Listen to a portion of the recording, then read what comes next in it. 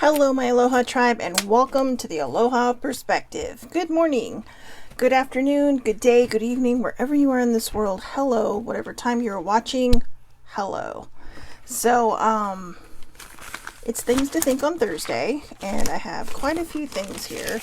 I took a lot of notes, so I'm probably going to make the card reading short this morning and just get going and generally not wait like I normally do for people to come on. I'll explain in a moment, but while I do wait for a few people to come on, the usuals, I am going to just take some time to pull some cards. They're just more of like, I want to say oracle or guidance or, ooh, that one wanted to come out. Just the good stuff, you know. So, for those of you who might be new, I just do this in the morning sometimes, just to kind of pass the time. Sometimes we just, oh, a couple of those just fell out. Sometimes we just need that little extra kick, right? That little, maybe we're trying to figure something out, or maybe we need a little guidance. But the Aloha Perspective Monday through Thursday is about just topics, mostly mental health stuff and what we can do to, you know, kind of get that on track. So, or just ideas, you know, I mean, it's getting your mental health on track is a personal choice. So, you know, I don't want to dig a hole there. So I know it's not easy. So, you know, you don't need wings to fly. You don't need wings to fly. Good morning, older sibling. So, you don't, I mean, literally you do, but I think in the sense that they're talking about here, you don't need wings to fly in this case is you are limitless. You know, you are capable of doing anything you want to do, right? I mean, this still reminds me of Up. I know, the cartoon Up, or the animated feature, excuse me, Up. But where there's a will, there's a way. Okay? And that's the same that goes with healing. Where there's a will, there's a way. So, be you, not someone else, your own style, your own who you are. Be you, not someone else. Own who you are. Oh, it always happens. Let me get some weird thing on my... Sorry. But yeah, just be you, okay? Just be you. There's nobody better than you in your life, right? I mean, as they say, nobody is better than you. You are no better than anybody else. We're all here doing what we're meant to be doing. So, and that's from Mom Barbara, older siblings' mom. So, Rumi Wisdom. We had this the other day. Do not worry that your life is turning upside down. How do you know that the side you are used to is better than the one to come? Exactly. Sometimes we have to, you know, it's like the Wheel of Fortune in the tarot card, right? The wheel always comes back around. So even if you feel like your life is upside down, just know that it's coming back. You know, it's moving back around. You know, it's like the globe, right? I mean, you get the same month and day every year, but it takes a year for it to come around. It's that wheel. That doesn't mean that whatever you're waiting for or whatever decisions you have to make or your life itself is going to take a year. What it means is that it will come back around, but you have to be brave enough to let go so that it can, you know, you can release that fear. You can have all these good things. Fuck's sake. So my brother from another mother just popped on. So now I have my sister from another mister and my brother from another mother, and he's talking about my boobs. Nice. But it's funny because I actually wore this because of his comment the other day. So I was like, yeah, I think I'll cover up a bit. He's a butt. But yeah, so do not worry that your life is turning upside down. How do you know that the side you're used to is better than that to come? So, just sometimes you have to let go. As scary as it is, as much as you need to heal something, you have to heal it and let go. Okay? So no matter how hard it gets, just keep swimming. I am going to need this card today because the subject I have chosen for today is very, very personal. It is very, very hard. And at the risk of repeating it again when I start, it is probably going to be the most difficult perspective I have ever done. And if you watch almost daily or if you watch these later on the replays, You're probably going to say, what? How's that possible? You have a lot of rough ones. But no matter how hard it gets, just keep swimming. And last but not least, Hufflepuff. That's my Harry Potter house. That's right, I'm a Hufflepuff. Hard work, patience, loyalty, justice, determination, and kindness. My dad must think I'm badass, though, because every time he buys me Harry Potter stuff, he always gets me Gryffindor. But I am indeed a Hufflepuff. A mild-mannered, well, I wouldn't say that, but definitely a Hufflepuff. Patience, loyalty, justice, determination, and kindness. So, alright. The risk of, I got my trusty pen, so in case I get nervous, I have it here to hold on to. It's my whoopee. I love pens. Pens are, doesn't matter. I mean, even pens, like, people give me a pen, even if it's a pen like this, it's like, oh, hi, presents. But, so, as I mentioned, this is going to be probably at least up to date. Okay, up to date.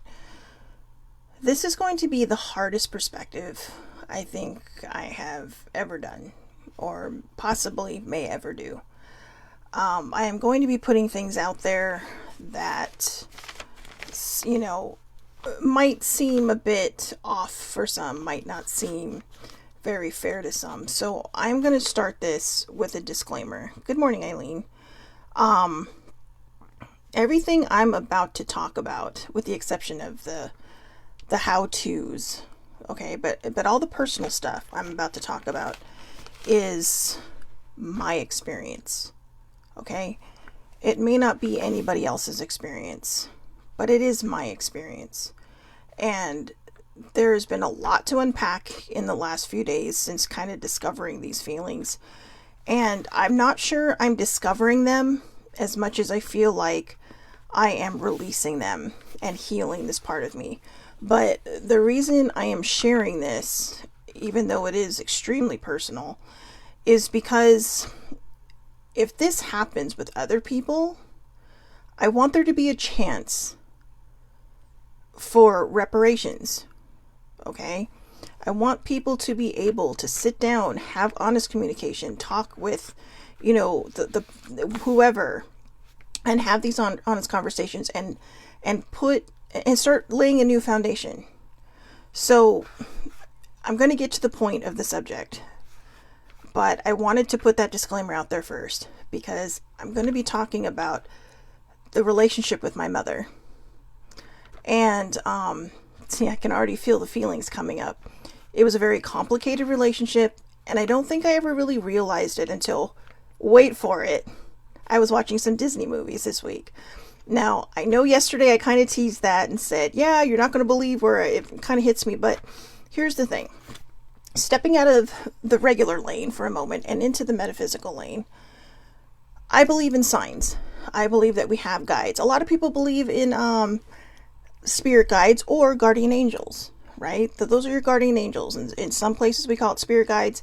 In some places we call them guardian angels. But they're there to guide you. They're there to lead you. But I'm also very tapped in to the other side. And, well, I don't want to say very, but I'm definitely tapped into the other side. In fact, I even got a message this morning from a friend of mine who chooses not to tap in. And she's like, they're nagging me, so I have to share this with you. And it was very on point to what I had been ignoring for the last few days. It has nothing to do with this. But I have seen Brave from Disney a million times. I have seen Encanto twice. And the first time I watched it, I loved it. But there was a scene, I don't want to ruin it because it's still new-ish. But I don't want to ruin it. But there's a scene where the lead character kind of has a run-in with another principal character. And she just kind of lays it out on the line. How she just doesn't feel seen. And how she feels like she's never been good enough. And that was never the intention of the other person. But they were so worried about their own things and trying to keep everything going perfectly and not cracking that everybody else around them was cracking. Everything around them was breaking and they didn't even realize it. And until this person finally spoke up, right? So in Brave, if you have not seen that, that is your problem because spoiler alert, Merida and her mother, Eleanor. Funny enough, because my mom's an Ellen. She's not an Eleanor, but it was still funny. Merida and Eleanor have a very complicated relationship until Merida pulls some shenanigans and almost kind of, it's like little feathers in my mouth. Till Merida kind of pulls a shenanigan and almost turns her mom into a bear. But I think that was symbolic of this beast that kind of stood between them. Now, she calls her mom a beast at the beginning of the movie because they're butting heads, because all her mom wants is what's best for her and what's best for everybody around them.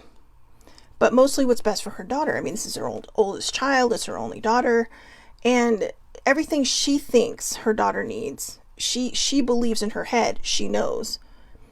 But this girl is an individual. She just wants to be free for a while. She wants to explore options. She wants to just be able to be herself.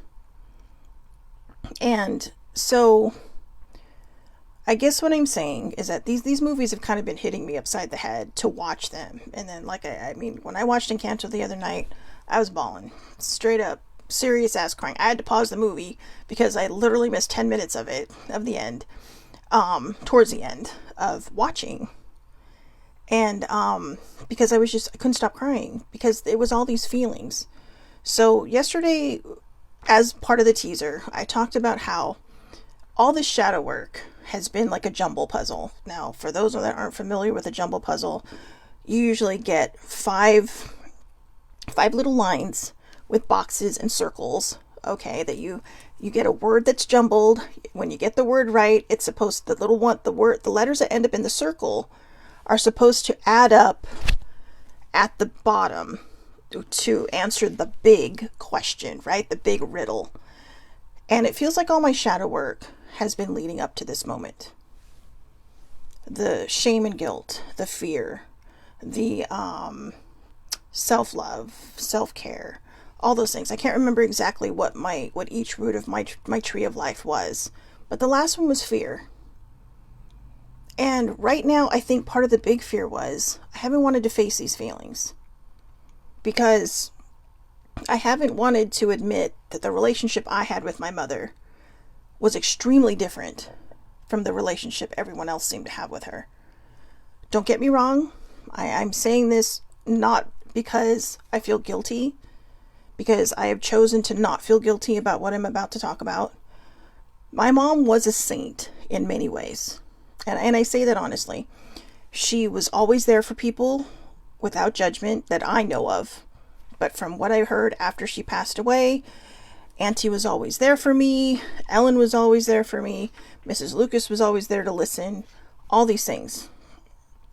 And I felt a little angry because whenever I tried to talk to my mom, it was always met with some kind of judgment or some kind of, let me slap on my religious armor and throw this at you. And I have nothing against religion. I have nothing against God. I love God. I have many at my table, but he's my leader, right? He's the leader of my pack. But I do believe in other things. And that was kind of, I think, because my mom and I, even though we believe in the same God, the way we perceived him was very different. Very different. Mine was loving, kind, compassionate, and understanding. Hers was loving, kind, compassionate, but you will be punished if you do bad things. Okay? I mean, when I used to ask her, like we would run into topics, including suicide, right? Well, God doesn't forgive people who commit suicide because you're taking away a life God gave you. And I said, yeah, but in jail, you're saying someone on death row can ask for forgiveness and it's okay. And I would always stump her. Now, part of the reason I got to stump her was because my father is agnostic / atheist, depending on the day. He grew up in a very cultish type religion, and he turned his back on it the minute he could. And so it kind of always left me open-minded in thinking. But it also, I think, strengthened my relationship with my dad. My dad and I, we have a normal parent-child relationship. We disagree. Sometimes we fought in the past. We have learned to agree to disagree now so that we don't fight. But with my mom and I, there was always that beast that was right in the middle, this unspoken bear that just kind of blocked us from truly, truly having a solid relationship. And I would say that it wasn't maybe, I used to think like it was the last 20 years of her life that were like the greatest years of our life. But when I started thinking back, and after I watched that movie the other night, I started thinking, oh my God, it was really like the last 5 to 10 years where we could just go and not, we fought a lot less. But when I was younger, when I was growing up, when I was not just a teenager, but before that, when I was growing up, it's almost like if I said something, it was a trigger for my mother. Now, I don't know my mom's history before me, or even my dad. Okay, I don't know what her life was like growing up. I love my grandma. I spent every summer in Hawaii. But I don't know what my mom's life was growing up. I don't know if she just chose to be this way because she had to move away from her family. But because my parents moved from Hawaii to San Diego when I was like 3 months old. But there was something there. There was a side of her, and I could see it in her eyes. There was a sadness there. And, she told me a lot of times when she was growing up, she would get sick a lot. So she would end up staying with her grandmother a lot. And I don't know, so maybe that played into it. It was not easy for her growing up. I mean, my grandparents put a roof over her head, food on the table. But, times are still rough, right? I mean, it wasn't like this Beverly Hills life. So, and I don't mean that in a mean way, okay? No judgment. I'm just saying there were hard times. And a lot of times she would stay with my grandmother. And, or not my grandmother, her grandmother, my great grandmother, Nanai. So whatever there was that was going on there, it's not something she ever healed. It's not something she ever talked about. And I really feel that kind of was a cloud over our relationship. So, I know I've kind of gone from disclaimer into talking about it already, but the hardest part about doing all this shadow work was that when I got to fear, I thought fear was all sorts of things. Right now, I think the fear that I just worked through in that shadow work was leading up to this. For everybody that thinks it's not fair for me to talk about my mom because she's gone, I will tell you, I have been seeing the number 707 for about 2 weeks now. Consistently 707. Now, 7:07 a.m. is the time my mother passed away. Okay.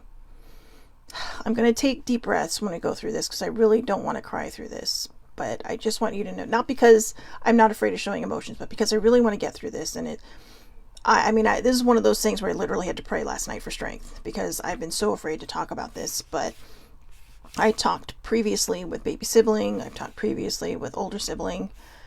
And there are a lot of people who have a complicated relationship with their parent.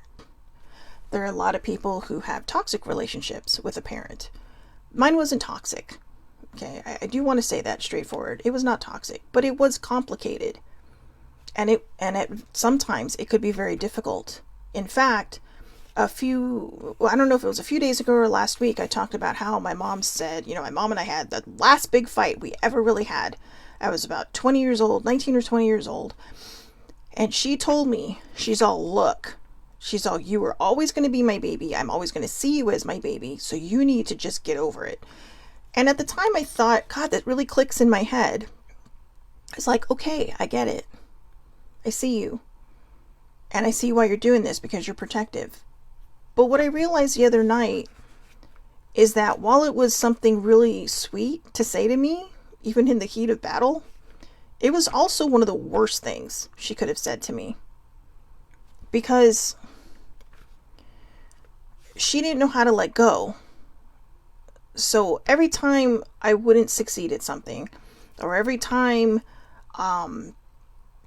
whatever, if I made a bad choice, she was there to judge.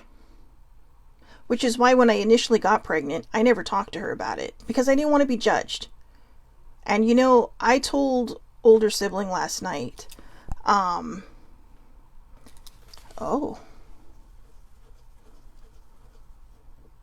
my God, Eileen just said it perfectly. I know, you guys, I'm really stumbling over all of this. I'm truly, truly stumbling over all of this because I can't, I couldn't just write notes. My life is not notes. My life is experiences. But Eileen put it perfectly at the end of her comment where she says, I always felt she was judgmental and critical with anything I did, like I was this constant disappointment. That's how it feels. Now, some people would say being an only child, it should be easier versus being a sibling. No, when you're a sibling, you get compared to your siblings. I've seen it happen. Okay? Being an only child, there's nowhere to deflect. There's nowhere to deflect. So whether you're an only child or not an only child, just understand that you're all in the same boat. And whether, but there are some only children whose parents just dote on them, think they're the best child in the world, even with their flaws that they refuse to see. Only problem is sometimes I feel like with my mom, she didn't see the good stuff. There was one time when I told her, I said, why don't you ever congratulate me when I do something good? And she's like, well, what do you mean? And I said, why aren't you proud of me? She's like, well, I'm always proud of you. And I said, but how am I supposed to know that? Because you don't say anything. And she's all, well, I didn't think you needed attention all the time. She's all, I just figured you knew this. It's not attention. It's showing your kid, hey, I'm proud of you. Good for you. How hard is that? And I think that's why there sometimes, I don't want to say that my mom is the reason for my bad choices. I don't think she is. My inability to let go of my need for my mom's validation has been what's held me back. Because I was always looking for that validation. I was always looking for her to validate me. For the most part, my dad has and still does. That poor guy is still trying to get me to put my stories out there. He's like, and he'll even joke about it. He's like, you need to publish your stuff so that you can take care of me when I'm old. So that's his way of saying he has faith in me. And every so often he'll just break it down simply and say, you have a lot of talent. You should be using it. But he doesn't shame me. He doesn't guilt me. And I think it always bothered my mom that I would go to my father about things. But again, it was hard to go to her because it felt like there was some kind of weird trigger that would happen. And, I never knew which person was going to show up. Jekyll mom or Hyde mom. I mean, she didn't go crazy, but you know what I mean.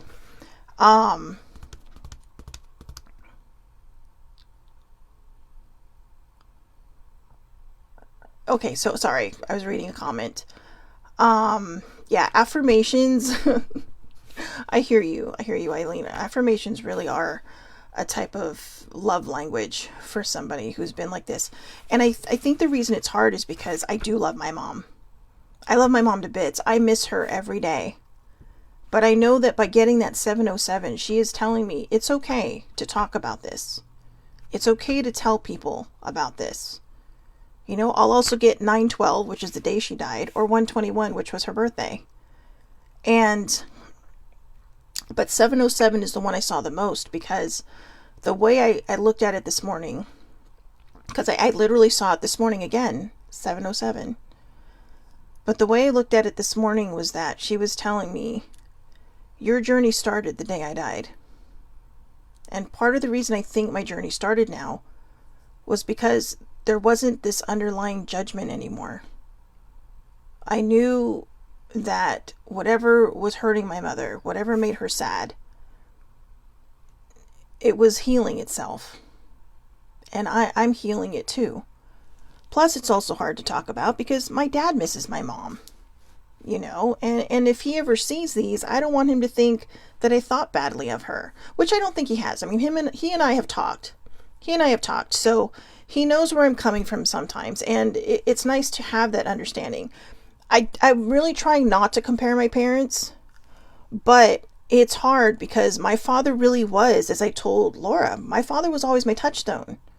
Even after the relationship with my mother got better. In fact, when I was younger, when I was in my teens, we were fighting one day. And I will tell you why I think where some of our problems actually lay.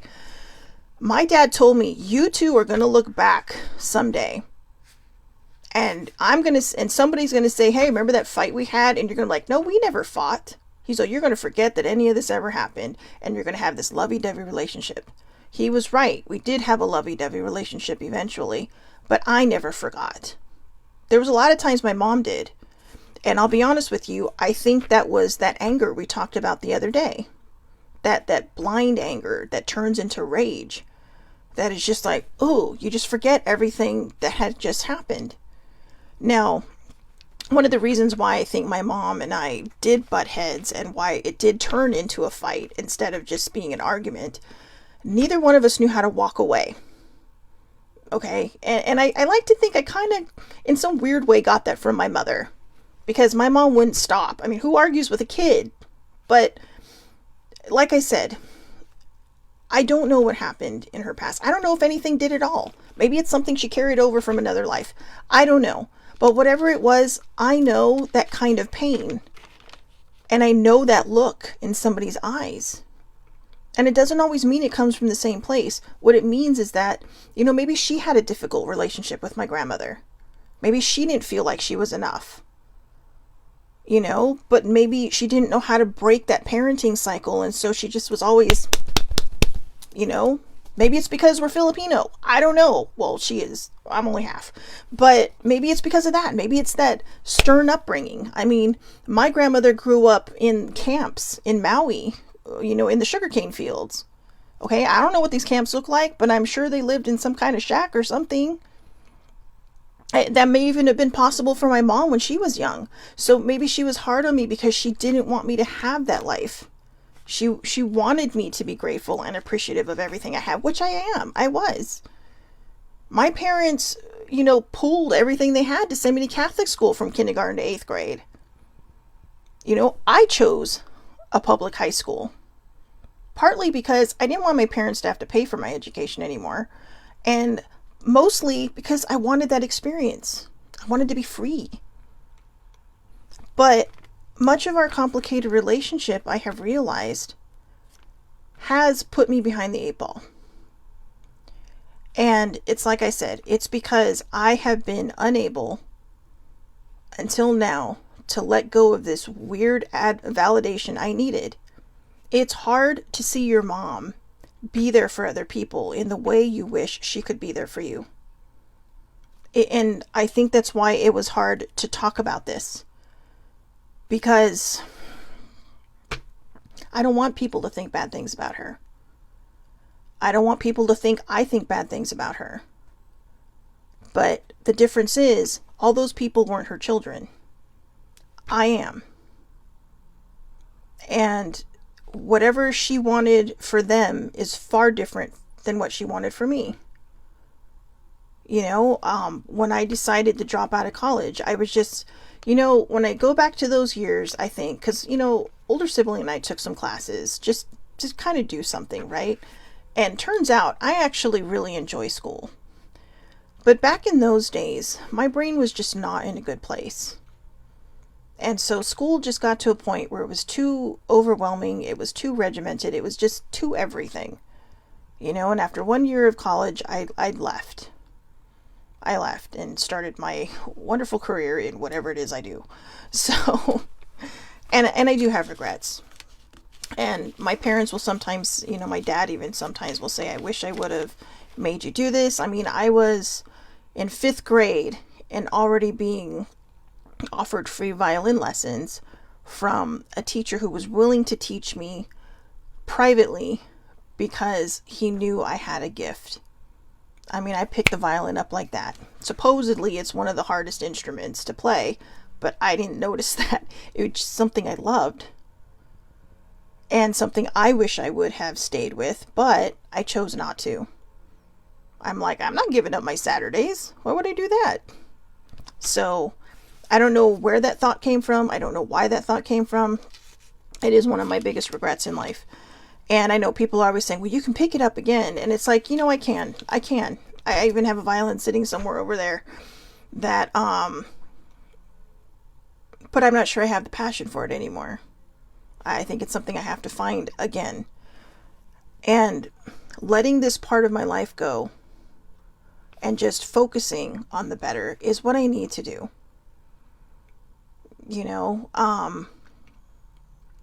I've had some weird dreams about my mom and my grandmother over the last few weeks as well, which is kind of the other thing that made me nervous about talking about this. But I remember in one of my dreams, I walked up to my mom and I remember saying to her, I'm sorry, I've never been good enough for you. And I don't think that was ever her intention. I don't think that she would literally look at her only child and say, I'm disappointed in you. You're not good enough. You have no, well, she has told me I have no follow through. And it's because it got overwhelming. The anxiety just became too much. That I just couldn't. It was easier to just sink away into a dark corner and not hear it anymore. I don't think that was ever her intention. I think all she's ever wanted for me was the best for me. But the way she handled it, the way she proceeded through it, was not the way. I see parents like Eileen and like baby sibling. And the two of them remind me a lot of my dad in a lot of ways. Very nurturing, very supportive, firm when they need to be. Sometimes you're going to have arguments with your kids. It's going to happen. And, my father and I have had some doozies. I'm not going to lie. But I think that's just what everybody does. At some point in your life, you fight with your parents. You don't mean to. You disagree with them, whatever. But it was always pride that stood in the way between my mom and I. Pride and ego. And I think if I were to have these conversations with her now, she'd be like, no, I just needed you to know that my thought was my thought and that you heard me. And I think that was always it. One of us always had to have the last word. And that's why it would escalate. Because neither one of us knew how to walk away. Now, when I was a kid, no clue. Okay? It's just like, what the hell are you now? Why are you always mad at me? Why is, whatever I do not good enough? And I didn't have that strength to say that because I didn't want to get in trouble. But when I got older, I wish I had known to walk away. But as you know, I had my own trauma and my own pain. And that felt like afterwards, even though there was so much guilt and so much sadness from having this fighting, there was also a part of me that felt like it let off steam, felt so relieved, And so, I think finally my mom just gave up.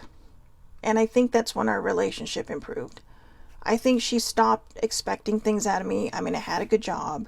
Probably would have killed her anyways if she, found out that my job position got eliminated. I don't know. But, which I think is just another fancy word for saying, we're letting you go. You don't fit anymore. But I, believe it or not, even though I get snarky about it, I have let that part of my life go.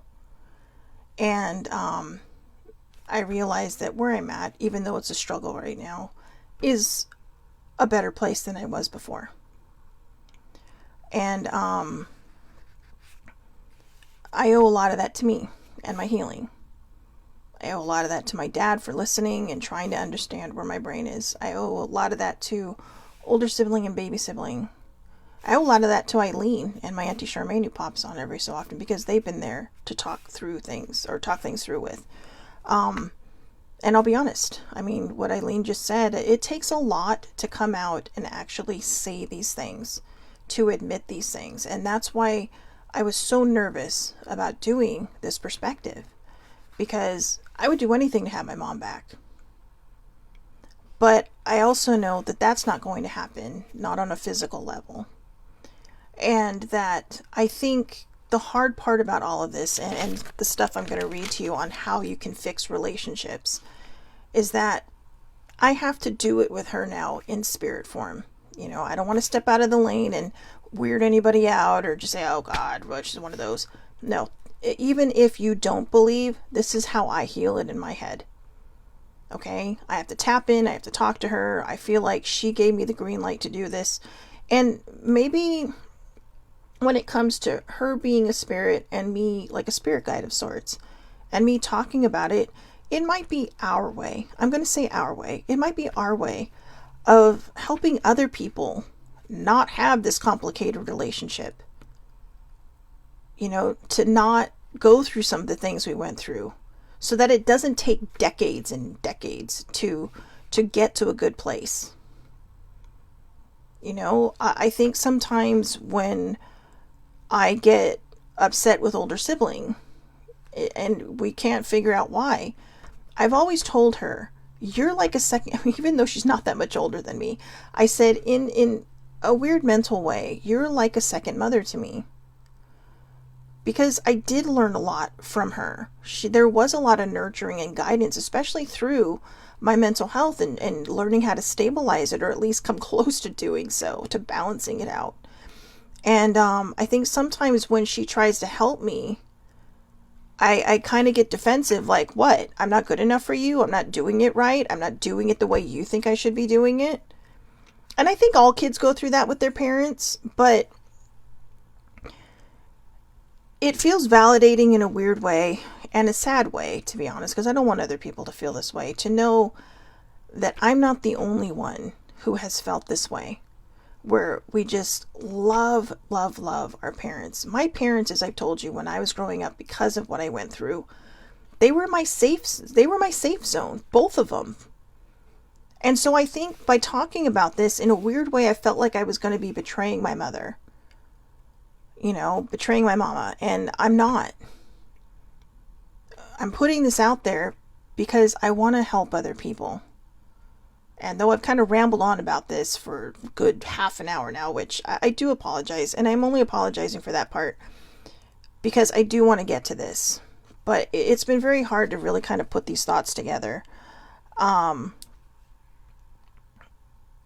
of the notes I did write was, did I ever feel like I was enough for her? No. But I didn't realize it until now. Because she never seemed to be satisfied with my choices. Two of the biggest things in the world that ever haunted me with my mother was when I told her about my mental health and I told her about my abortion. And both times she failed me spectacularly. Spectacularly. She pulled up the shield of church and hid behind it. Now, like I said, I have nothing against religion. I have nothing against church.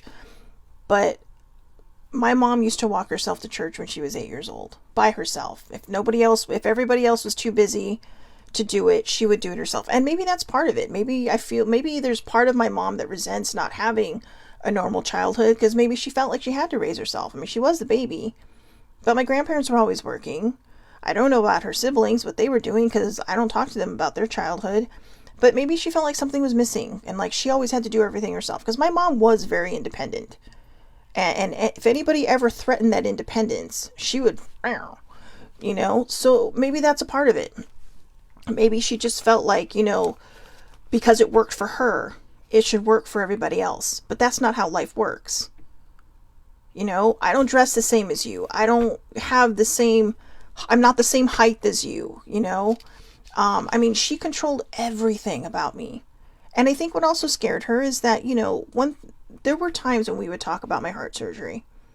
And there was one time, and I'm talking like 30 something years later after the surgery, I said, well, what was it like? Because I said, I have no memory of any of this. I have no experience. It's probably something that, how am I going to remember, right? I'm pretty much out the whole time. But she told me, I would sit with you every night or every day when I'd come to visit. And she's all like, it was so hard to see my baby. She's all, you were so tiny in this big bed with all these wires just coming out of you. And she started crying. And so sometimes I think that she was even more accidentally controlling because she was so afraid that I might die. No matter what. I mean, I was 9 years old and I wasn't even allowed to play tug of war because she was so worried it would rip my chest open. Okay, we're 6 years out of surgery. Everything's healed and fused back together. You know, I'm growing now, so the bone sticking out of my chest is now settling back into place where it belongs.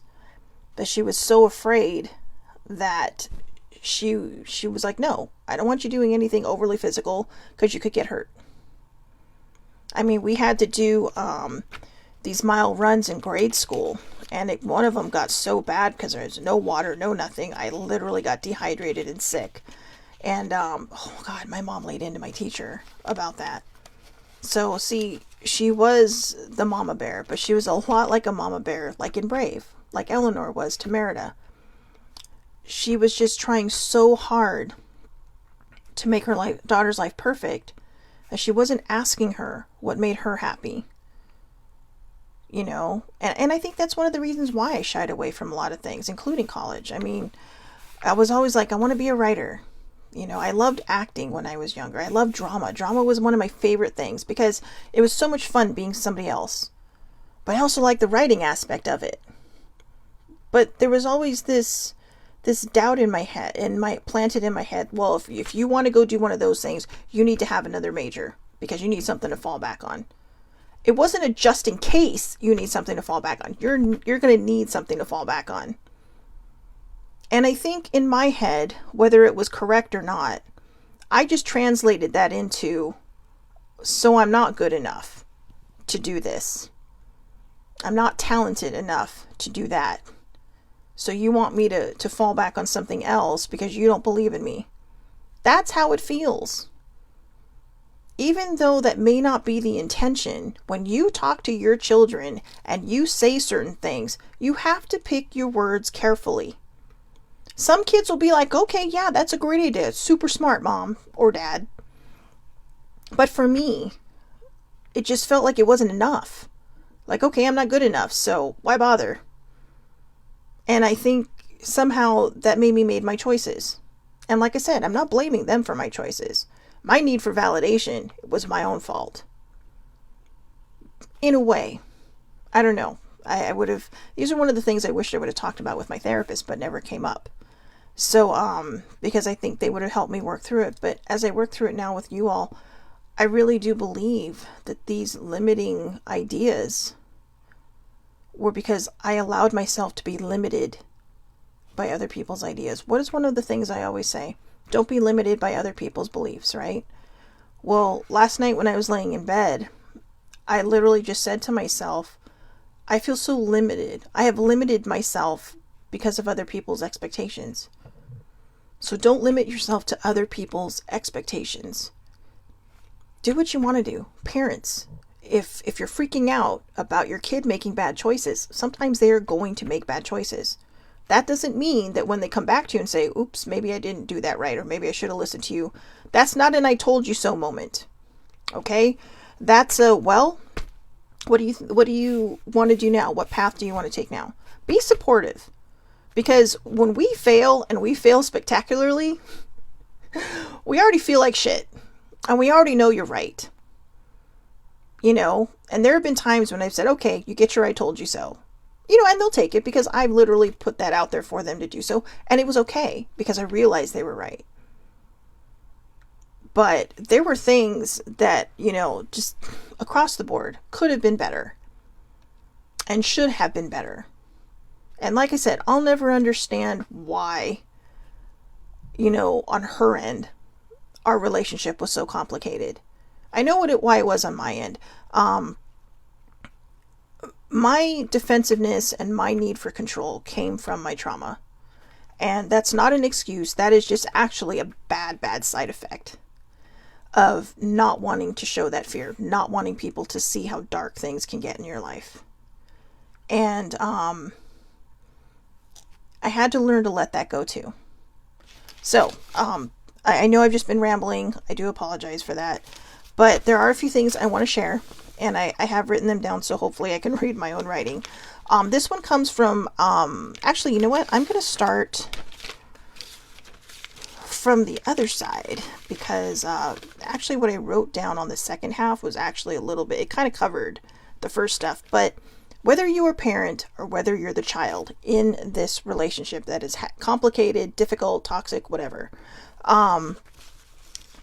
whether you are the parent or the child, I want you to listen to these, okay? Because when you're an adult child, this is a two-way street. And also, if you want to break that cycle, these are the things you are going to have to do to break that cycle with your own children. You know, I have seen people break these cycles, and it is a beautiful thing to witness when I watch these people raising their amazing kids. You know, and I mean, I follow some of Eileen's kids on Instagram, and it's just like, they're amazing. They're amazing. And the relationship they have with their mom is, I'm sure they have their moments, right? But the relationship they have with their mom is very open and very understanding from what I've seen. It's the same with baby sibling. I follow her on Instagram. I see the posts that she makes. And this isn't, you know, this is nothing against any of my other cousins, because I am sure they are all great parents, but I don't see them as much. I don't talk to them as much. And, you know, I do have a cousin whose kids are like, wow. I mean, one was like he did competitive ballroom dancing growing up. The other one's going to USC right now.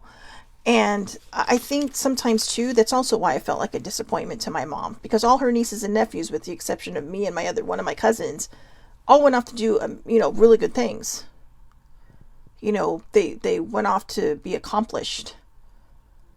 And I sometimes sit over here thinking, wow. Right? And then I try not to think about how, you know, I try not to think. I try not to overthink, because I know that I could play the what if game all day long. But I also know that I am where I am for a reason. In fact, one of the things I had talked about was, I was talking about the what if game, and I said, right, I know where I'm right where I'm meant to be, but I'm still playing the what if game.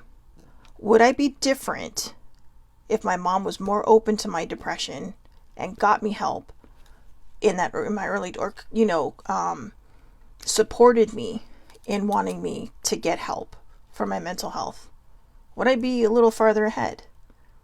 But I was so afraid of disappointing her that I swept it under the rug. She told me not to tell my dad because she said he'd be upset. My father was upset when I finally told him, but not for the reasons you think. He was mad that she said that. Same with my abortion. When I finally told him about that, which was only a few years ago, he's like, why didn't you tell me? He's all, I would have supported whatever decision you made. He's all, I might have tried to talk you out of it. I told older sibling, even when I was going under, I still wasn't sure I was making the right decision. Okay? So that's something I've had to live with. It is easier to talk about now, because that was a choice I made, and there's nothing I can do about that. It's in my past, and I have to leave it there, because I don't want it to keep coming back and, you know, sucker punching me every so often. But I often wonder if I wasn't limited to my mother's expectations and what she thought I should be doing and how we don't talk about these things, where would I be? Would I be different? I don't know if I would or not, to be honest with you. My mom was always worried that I wouldn't be strong enough. And that she was worried when she was dying, because she's like, I just need to know that you're going to be strong when I'm gone. A few years ago, maybe not even a few, it might have just been even a year ago, it finally dawned on me that everything I had to survive from my trauma made me one of the strongest fucking people I know. Because, yes, I may emotionally eat. Not the best option, not the best choice. But because I did have a bit of a stability with my parents, because they were my safe zone, I truly believe they helped keep me from being a statistic of drugs and alcohol, of addiction. But I also know that took my strength to do that. There were a lot of times when it was offered and presented to me.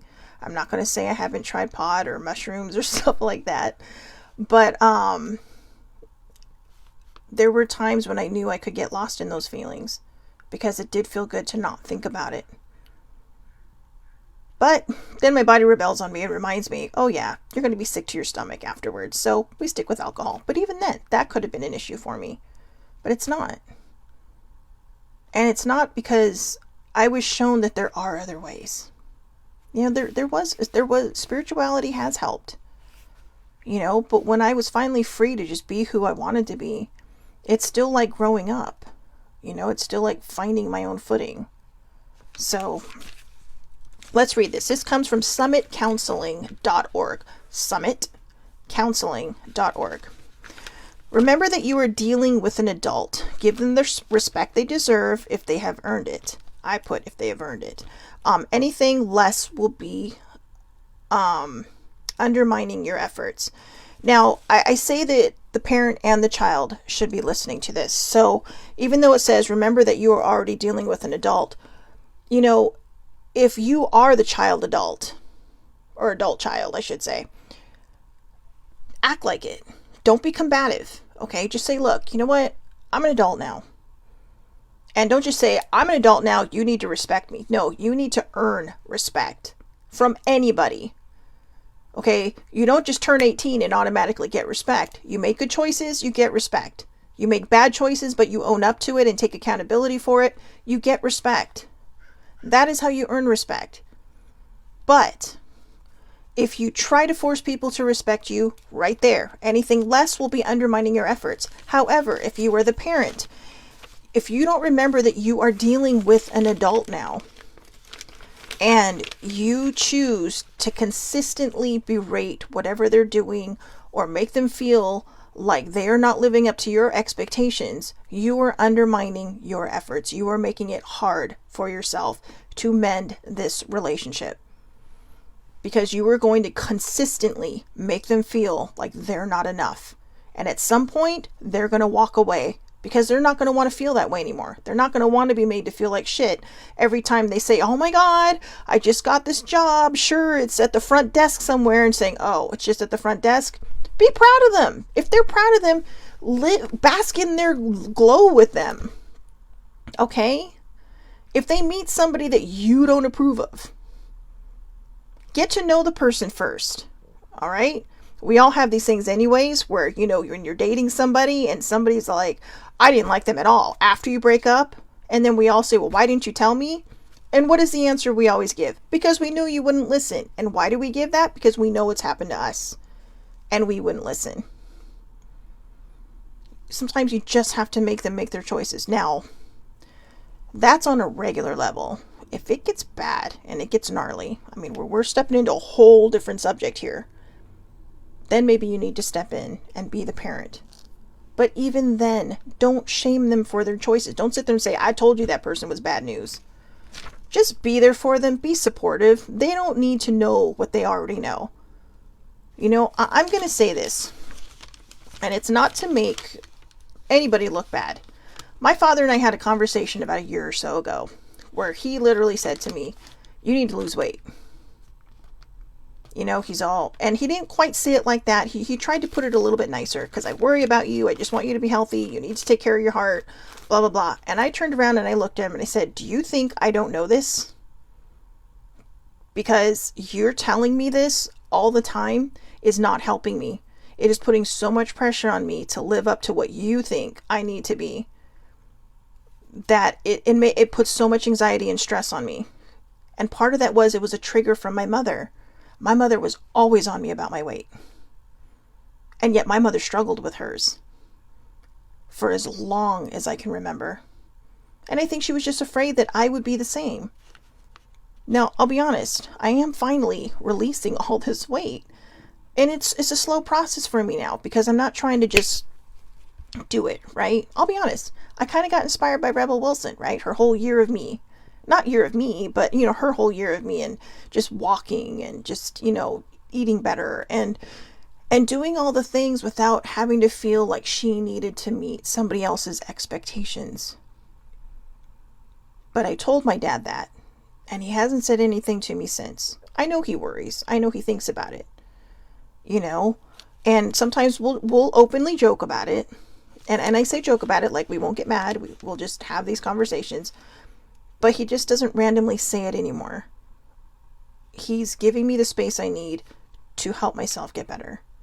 And I'll be honest with you, the weirdest part about all of this, I hated myself when I was skinny.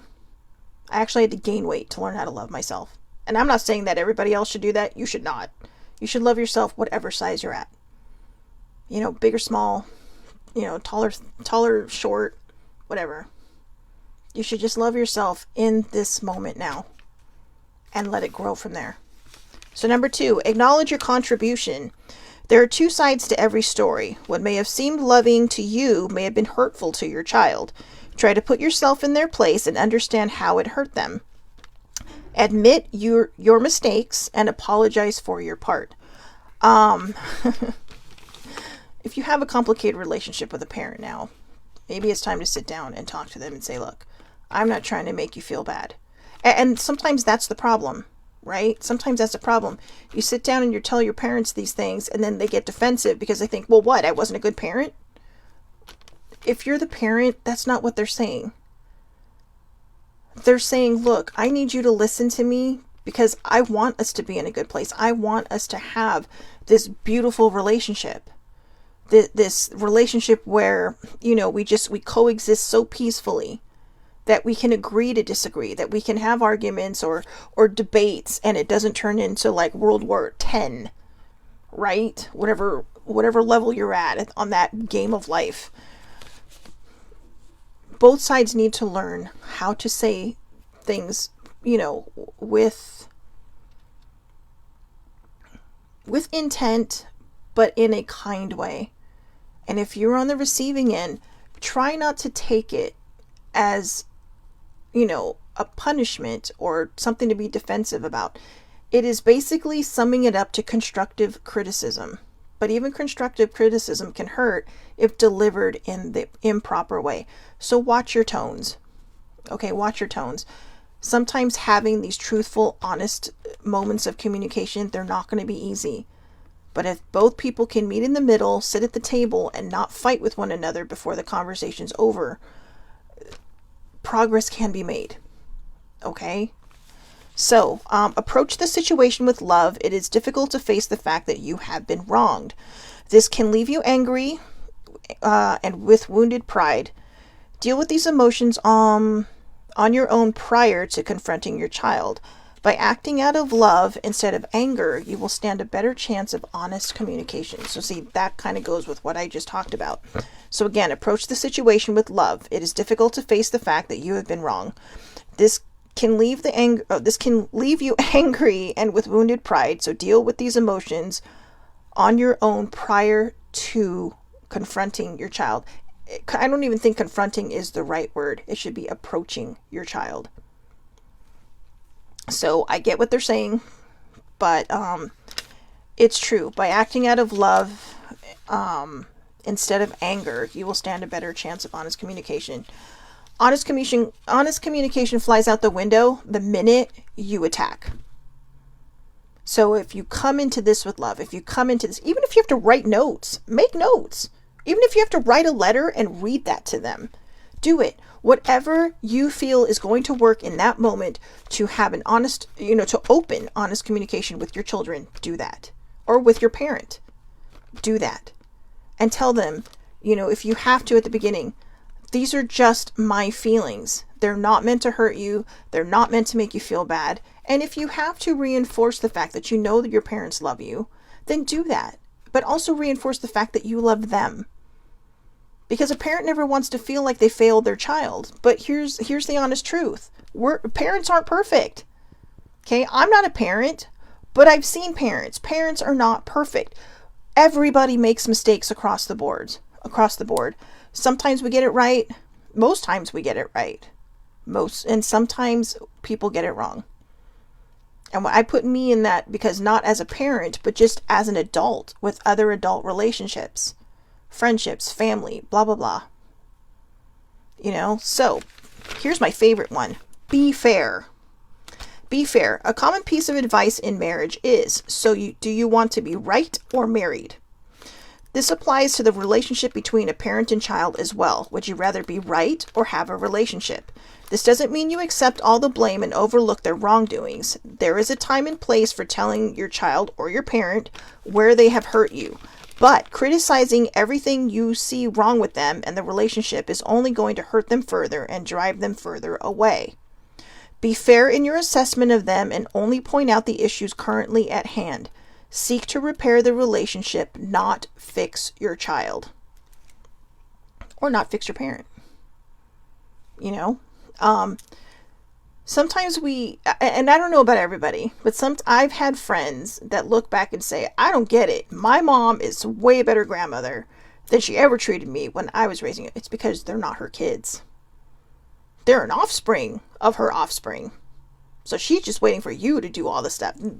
They're in grandparent mode. They're in like, I can do whatever I want mode because I'm your parent. You can't tell me otherwise. But I don't, I got in trouble a lot from my grandmother anyways. I see some of these people with their grandparents and I'm like, I wanted a grandparent like that. But, my grandmother was just like a clone of my mother. So, sometimes that's a terrible thing to say, but it's true. You have to be fair. Okay. And, there's a big part of this that is actually in the previous thing that, I wrote here, if tensions amount, stay calm and walk away, or just stop and take several breaths and avoid saying anything you will regret later. Avoid venting or lashing out. This will only make things worse. Opinions happen and you're both allowed to have one. Okay, so if it gets bad, my dad and I disagree on a lot of things, especially politics. And sometimes we'll get a little, most times we'll sit there and listen to each other, like a little tennis game, right? Bounce things back and forth. But when it starts to get heated, or he doesn't want to hear something, I want to say because he doesn't think it's true, or I don't want to hear something he has to say because I don't think it's true, we will literally stop and just say, you know what? I think it's better if we just agree to disagree. And I actually started that. I just told him, I said, look, I don't want to fight with you because it's not worth it to me anymore. It's stupid. And I literally said, why don't we just agree to disagree? And in a way it's kind of a good place because nobody's right and nobody's wrong, right? You're just agreeing to disagree. And one time we got into another political topic and my dad's all, I think we should stop now. We need to agree to disagree. And it was such a proud moment because, my dad and I don't fight often, but when we have, it's been pretty epic. And, I'm not laughing because I think it's funny. I'm laughing because it's like, I see how far we've come and I don't think I truly acknowledged it until now. But yeah, things happen, right? So, and lastly, be open-minded. Remember, be open-minded. Remember, do you want to be right? Or do you want to have this relationship with your child or your parent? Sometimes the child becomes the parent. And I don't mean because the parent's old. I mean because sometimes the parent just consistently makes bad choices. And the child feels like they have to be the parent. Like they have to make the choices. And don't be surprised if the child chooses themselves. Parent-child relationships, especially the complicated ones like I had with my mom, are very difficult to navigate because you don't want hurt feelings, and yet sometimes you have to be completely blunt and honest in order to put everything out there for that honest communication. My mom and I came very close when she was dying. I talked about having the talk that left nothing unsaid.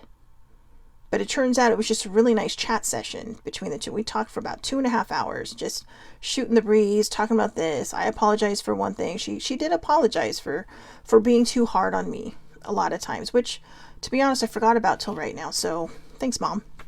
But that helps me, and it helps me to kind of get all of this up and out because I really feel this has been the truest block in my life. I have to stop looking for validation outside of myself. And I think some of the times when I didn't listen to my dad and I didn't, fully push forward the support he gave me was because I wasn't getting that same validation from my mom.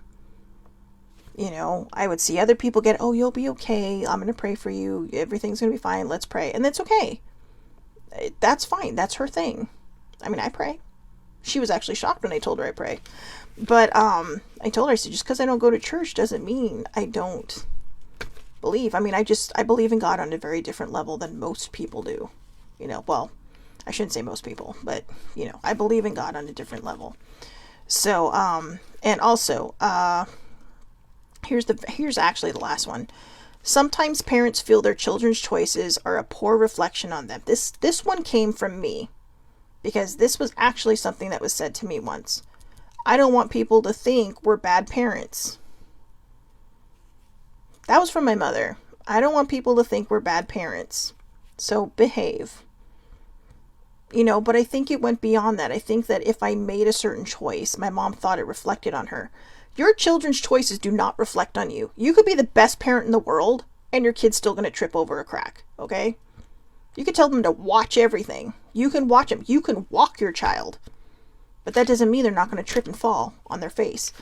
That's how we learn lessons. That's how we push forward and remember what not to do, right? So sometimes parents feel their children's choices are a poor reflection on them personally. A child isn't going out of their way to hurt you, although this can happen if a child feels resentment. If a child feels resentment, that can happen. But again, that's a whole different subject. See, thank you. I hope you don't mind me reading the comments, Eileen, but they are kind of out in the public. So she said that her mom said this to her all the time. What will people think? Exactly. What will people think? What will people think? You know, I worked in a pharmacy. My very first early career years, I was a pharmacy technician, okay? I didn't go to school for it. I was grandfathered in. I had a very good teacher and the pharmacist that taught me. My dad used to joke, and my mom hated it. She would kind of do that nervous chuckle. Oh yeah, my daughter sells drugs on the corner of Midway and Rosecrans. Now, Midway and Rosecrans back in the early 90s was not like it is now. Okay, it was a little more saucy back then. And I don't mean saucy in a good way, but it was a little more saucy back then. But it was actually not quite at Midway and Rosecrans. I was definitely on Midway. That's the street that I worked on in my first pharmacy job. But my mom would just be like, Love, I can't believe you're saying that. And people are all, because the people are like, what does your daughter do? You know, and he's like, oh, she sells drugs on Midway and Rosecrans. And he'd laugh. And they're all, you think that's funny? So she's a pharmacy technician at a pharmacy on Midway and Fordham, which is actually the cross streets of Midway and Fordham. But my dad knew it would get a rise out of people. And I don't know, maybe he knew it would get a rise out of my mom. But my mom would be like all cringy. And I thought it was hilarious. At first I was like, wait, what? You tell people what? But I was worried. And then after a while, it was funny. And we still do that. It's like, oh yeah, remember that time when you used to deal drugs on Midway and Rosecrans? It's like, yes, I do. But pharmacy technician, guys. Pharmacy technician. But yeah, it'd make my mom cringy. What will people think? Why do you tell people that? You know? But then anyways, let me go back to this. A child isn't going out of the way to hurt you. They're trying to discover who they are, or they're trying to be who they are meant to be. Try to be supportive, and if it doesn't work, don't use it as a reason to give them an I told you so. I told you so should be off the board. I don't care if you're a parent or a child. Okay? I told you so should be off the board. Nobody wants to hear that shit. I mean, if you're joking with someone or you're talking about a TV show, sometimes, you know, but even still, I have done the I told you so's, and it's kind of like, that didn't feel as good as I thought it would. So just be careful. Just, you know, sometimes you just have to say, oh, you know what? You were right. And it's okay to be wrong. I spent a good part of my life thinking, oh my God, I was wrong again. This sucks. I'm a horrible person. I'm terrible. Now I embrace when I'm wrong. There are times when I will not admit I'm wrong until I know I'm wrong. But, you know, but sometimes you just, old habits die hard. But look at it this way. As a parent, I mean, I'm not a parent, but I'm speaking from a place where I'm assuming some parents might. Eileen is a parent, and she has not contradicted anything I've said yet. I don't know if she's agreed with everything, but she hasn't, you know, I mean, and you know, guys, it's always open for conversation. If you don't agree with something I'm saying, please do tell me. But I am going to speak from a place of if I had been a parent. you know, the interesting thing is maybe it was a good thing I wasn't, because I had to be the one to break this cycle. I could see sometimes when my grandmother would come to visit us instead of me going to Hawaii, or she would fly back out with me, how I remember, I told older sibling this the other day. One time I heard her tell my grandma, kind of jokingly with a laugh, you know, "I'm sorry it's not good enough for you, Mother." But I know it hurt her because I could hear it in my voice. And my grandmother just replied to her, "Well, I'm just trying to help." So even though I know my mom was trying to make light of it, I knew it hurt her. And I think she tried so hard to be different, but she kept falling back into the same pattern. She kept worrying about what other people would think. You know, I know my parents think sometimes that they should have pushed me harder. And I used to tell them, I even tell my dad now sometimes when he says, "I should have pushed you harder." I would have told him no, because all you would have done is pushed me away. I didn't have a regular childhood. Only half of my childhood was a regular childhood. The other half was marred by trauma and ickiness. And that was an anchor I had to carry for far too long. And unfortunately, that was that trauma not being healed and not being tapped into to heal that kind of amplified all the bad things. Because that's all I thought I deserved. And I don't always remember the good things, or I just take them with a grain of salt. But I do remember when my mom was proud of me. I do remember when I did get my pharmacy tech license. My parents opened my mail because they were excited to find out. But when I showed up, there was balloons and flowers. And I looked at my dad and he's like, "That was all your mother's idea." So I knew she heard me. I knew she heard me. And as I got older and as we grew together and we learned that sometimes there are going to be conversations we just should not have, we got better and we grew less bitter. And I think there's a part of me that realizes now that if I want to move on, if I need to move forward, I'm going to have to do this without carrying the weight of her expectations and her beliefs in who I should have been or what I should have been. You know, and I think a lot of this came about because of, you know, the truth I talked about the other day about how hard it has been to find a job and how, you know, financially this has been like the struggle of a lifetime. I mean, my back is literally against the wall right now. And all I could hear was nothing but negative from her. And it's a terrible feeling to carry, because the state that my mother is in now, the spiritual state, you know, yes, I'm stepping out of the lane again, but is much different than the woman who raised me, because she sees now, she understands all that I've been through. And I hear her saying, "It's going to be okay. Don't worry about it. You just have to trust and believe that everything's going to work out." And I can't hear that unless I let go of all the bad things. And that's why I wanted to cover this today, because I don't want, if there are people out there who have these complicated relationships with their parents, I want you to fix it. If you have a complicated relationship with your child, I want you to fix it. You know, it might take time. It might be a process. But isn't it worth stepping away from the past and just moving into the future with a better relationship? Eileen says, "I had to steer away from the pushing my kids harder to encouraging and guiding them instead." Her kids make, as far as I'm concerned, her kids make great choices. All right. 2 of them are in college. But here's the thing. One of them is at the Fashion Institute of Design and Merchandising. There are a lot of parents out there that would say, "Why would you want to throw your life away doing something like that? You should go to a real college. You should get a real, you know, education." That is a real education. Okay? That is a real education. In fact, the building that I think that's housed in is called the Blue Whale in off of Santa Monica Boulevard. I'm not exactly sure if it's Hollywood, West Hollywood, Beverly Hills. I don't know. Whatever city that's in, but it's in LA. But her fashion choices are amazing. You know, I mean, I used to joke and say, "Yeah, I'm going to ask her to design something for me someday." But the point is, there are parents who don't let their children pursue the dreams they want to pursue. They choose their dreams for their children. Eileen is letting her children choose their path. And because of that, they have a steady relationship. Like I said, I'm not around them all the time. I'm sure that they have their difficult moments, because there is still that parent-child relationship. But the difference between my mom and my dad is that my mom would say to him, well, why aren't you, upset with this decision she made? And my dad would say, because she's an adult. She's not a kid anymore.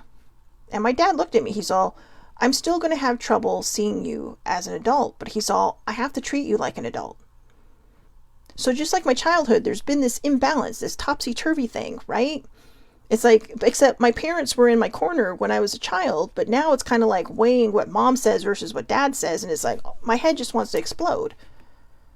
So, in order for me to finish off this shadow work, I had to find a way to push forward. I had to find a way, and this is my way. It hasn't been easy sharing about this complicated relationship I've had with my mom. I know now that I've kind of gotten this out there and that I put exercises and ways to help each other through these moments out there. I think it's going to be easier for me to move forward. Because, like I said, the perspective isn't about anything more than trying to help guide people. I've had these experiences. I've lived through these things.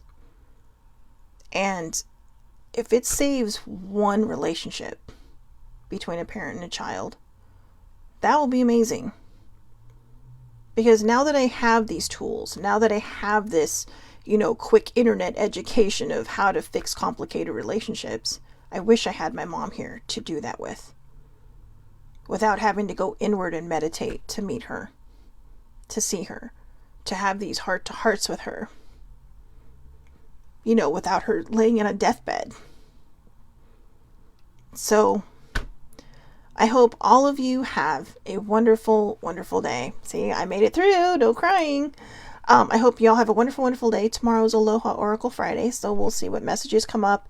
As per usual, if there's anything you need answered, need guidance on, whatever, put it out to God, the universe, your source, higher power, whatever it is that you choose to focus your intentions on. And hopefully something will come through. All right. So, again, have a great, great day. Eileen, thank you so much for the participation in this. It is helpful when you have somebody who is a parent and has also gone through the complicated relationship. Unfortunately, baby sibling wasn't able to be on today, but I do appreciate it. So I was so grateful. I was literally praying when I found out baby sibling couldn't be on. I'm like, please let Eileen be on. Please let Eileen be on, because she's a parent and she understands. And I am sorry that you had that relationship with your mom, but if it's still like that, maybe this will help in some strange way. I don't know, but that's your choices. Sorry, I shouldn't have even said that. But anyways, again, I hope everybody has a wonderful, wonderful day. I know this one a bit long. Thank you so much for hanging in there, guys. I will see you tomorrow, 8:30 a.m. Pacific Standard Time. Facebook Live. It is public. Anybody can watch. Or you can catch me on the replay on YouTube under the Aloha Perspective with Shelley Marie Lucas. Usually up by 11 or so Pacific Standard Time. So, one last time, have a great day, everybody. Enjoy your Thursday, and I will talk to you tomorrow.